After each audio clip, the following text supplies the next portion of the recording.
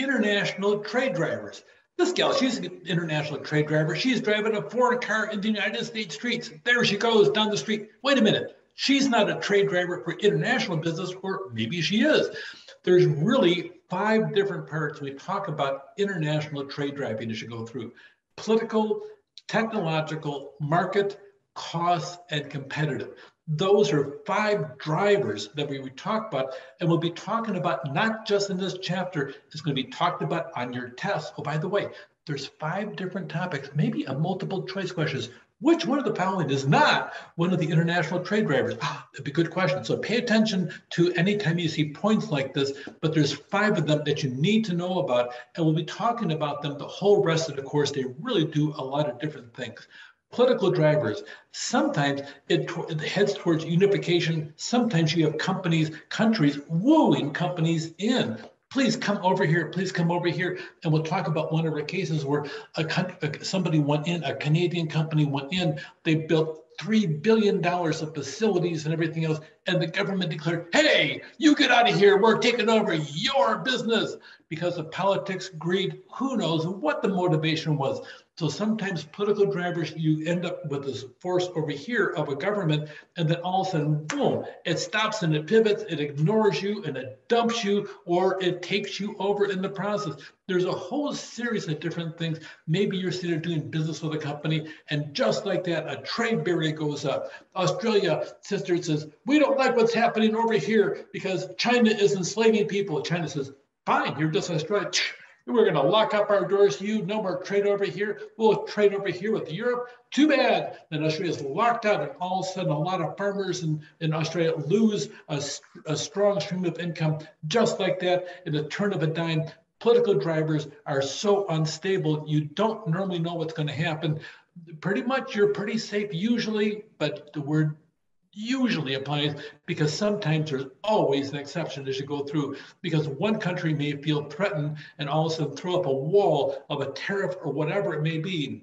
A protectionism to take care of its own people, which is their responsibility as you go through. Sometimes technology does a giant leap as you go through and allows smaller communicate with customers abroad, and all of a sudden you may be a big, huge multinational doing a lot of business over here, and here comes this little upstart company. All of a sudden technology jumps, and all of a sudden they're cutting their prices. They're 2/3 of what you are.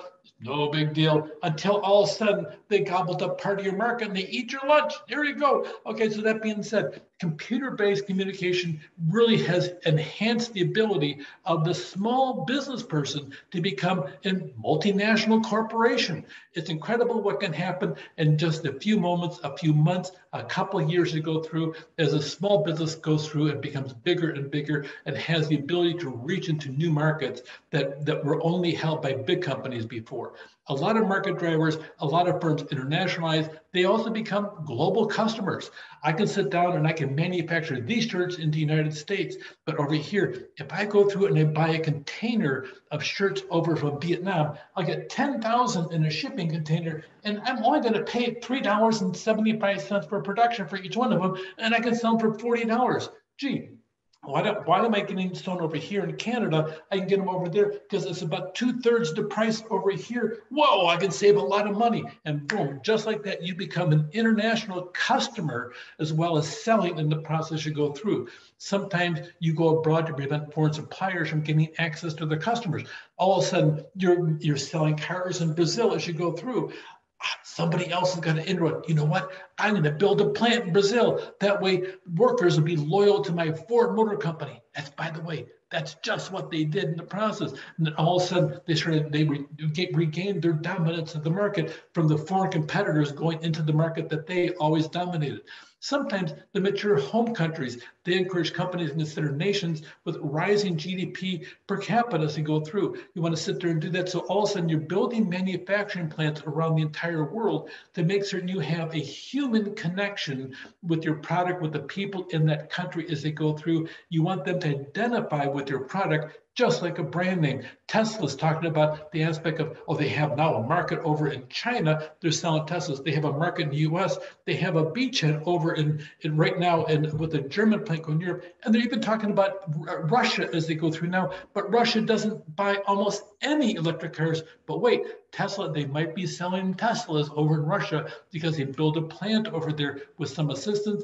Yeah, a couple $1 billion here and there. What's a couple billion for a multinational as you go through? You have a lot of globalization of business where they spread across the entire world. Sometimes they change the name to fit the culture as they go through, but you have a lot of cost drivers because going abroad can lower your cost of goods sold. The actual goods you're paying, instead of paying this amount of money over here, you can drop your cost when you go shopping on a worldwide scale, especially when you start dealing with countries that have different types of market available to you that you never thought about before. So you go through, some governments offer investment incentives to foreign business. They want you to come there. They want to have jobs for their people. And you know what? Good for them. They're taking care of the people in their nation, which is their responsibility. And you as a business person have to pay attention to their needs and respect it as they go through, even sometimes if their needs are different than your needs because you're a citizen of a country yourself. So go through, and you almost, when you deal in the international market, you to some extent have to become an international citizen as well because you're there on behalf of your country as you go through. More competitive drivers, they choose to go national for many reasons. Sometimes they want to defend their home markets as they go through by distracting competitors, and they want to have a guaranteed supply of key raw materials. At the time of this recording, we have 70,000 Toyota cars in the United States that don't have the ability to operate because they're missing a chip. All of a sudden, they're in short supply and they're sitting down there gaining dust in parking lots across the United States because they don't have all the parts. That whole thing that had key materials or key components to cars to make them final as they go through has a huge business. So making certain you have a good supply chain and having good supply chain management is all part of being competitive as you go through in the process. So economic globalization, there's a lot of merits for that. It really is hotly debated. Do we want to set up barriers that keep other people out of our country? Now that's nice, and that way you can protect jobs in our country, except for the fact that overall the cost of doing business in your country will go up because our wages in the United States are higher than other parts. If you sit down and reduce the barriers and have more free trade in the United States, other countries will benefit, but the people down the street that sit down and they're the ones putting your glass doors in, all of a sudden now you get them cheaper from another country. Whoa, all of a sudden now you're looking and says, wow, I can get that door, the same glass door instead of $3,000. I can pay $1,000 for it and get a better value. Oh yeah, I'm gonna get that. In the meantime, the neighbor down the street goes bankrupt and they sell their house and they move to a teeny tiny house. Oh my gosh, they struggle financially. So by you taking advantage of the international market, you may damage the people in your own neighborhood. You can argue both sides of that coin as you go down. Globalization, there's uneven results sometimes in nations and people as you go through. There's effects on labor standards. Well, you're paying $3 an hour over here, and you're paying us $27 an hour, and the quality of work that you get is a fraction of what we had. Yes, by the way, that's true a lot of times. But that being said, maybe train them up a little bit and give them a big raise, 100% raise, $6 an hour. It changes everything. You can argue both sides of that coin, and by the way, both sides are usually right as you go through. Sometimes there's a decline in environmental and health conditions because in a third world country, they're more interested in expanding the market, getting jobs for the people than paying attention to the surrounding things, including the environment sometimes, including the health of the local citizens by the plant, because now all of a sudden you're getting a large amount of tax dollars coming through, but you're going to ignore some things in the process.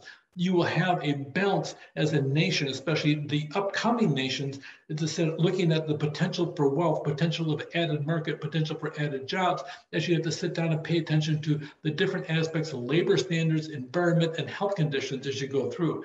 There's an awful lot of jobs out there. Free trade enhances social economic development for your country as well as others, and it promotes more and better jobs. Or, wait a minute, sometimes you sit there and lose jobs in your own country as you go through. International trade drivers know these five: political, technological, market, cost, competitive as you go through.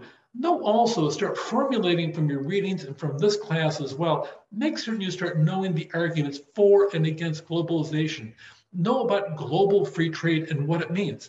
Global free trade means you're going across borders and hopefully reducing all free trade barriers, except Sometimes a trade barrier is more than what's printed on a piece of paper. Sometimes a trade barrier is a state of mind as you go through. Take care.